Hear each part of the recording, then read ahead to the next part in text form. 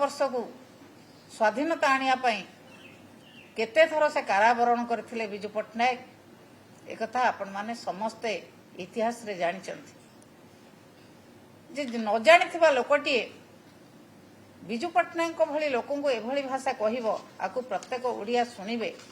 ये बहुत कष्टदायक कथा जो माने कहउचंती ओडिया अस्मिता कथा कहिकी शासन को आसीचंती सेमानक मुहरु एपर्यंत पदुटिए बाहरला नाही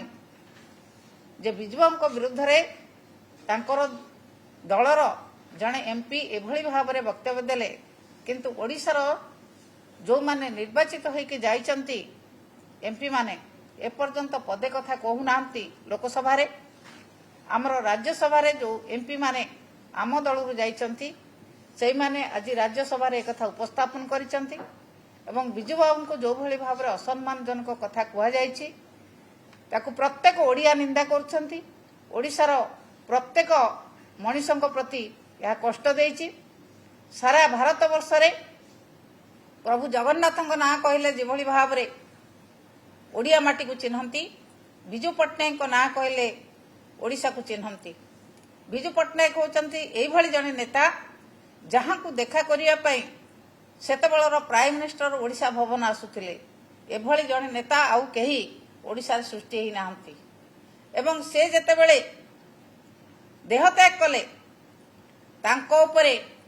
रशियार जातीय पताका इंडोनेशियार जातीय पताका भारत वर्षर जातीय पताका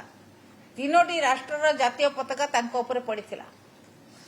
तांकु एभली असम्मानजनक कथा जने झारखंड र एमपी एभली असम्मानजनक कथा कहिबा एक निंदनीय कथा जो भली भाव रे से असम्मानजनक कथा कहिचंती से लोकंक पाखरे क्षमा मागंतु ओडिया जाति पाखरे क्षमा मागंतु एवं जो भली भाव रे से दिल्ली रे प्रेस र भाई भाई मान को कहिचंती सारा भारत वर्ष रे जो सम्मान विजुबाबूंकर अछि से सम्मान को क्षुण्ण कला भलिया कथा कहिचंती हुए तो कोठी बीजेपी तांको नेता को खुशी करिया पई से कहिथाई पारंती सेथिरे से क्षमा मागंतु तुरंत एक कथा को विड्र करंतु एवं प्रत्येक भारतवासी पाखरे ओडिया लोकों पाखरे से क्षमा भिक्षा करंतु नते विजु जनता दल आकु सहजरे ग्रहण करी नाही कि करि परिबो नाही विजु जनता दल साधारण लोकों पाखक जीवो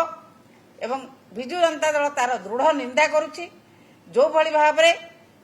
निशिकांत दुबे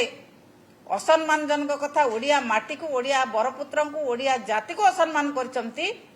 ताकू आमे समस्त निंदा करूछु तुरंत एक कथा को से उड्र करंतु एवं भारतवासी पाखरे ओडियावासी पाखरे क्षमा मागंतु।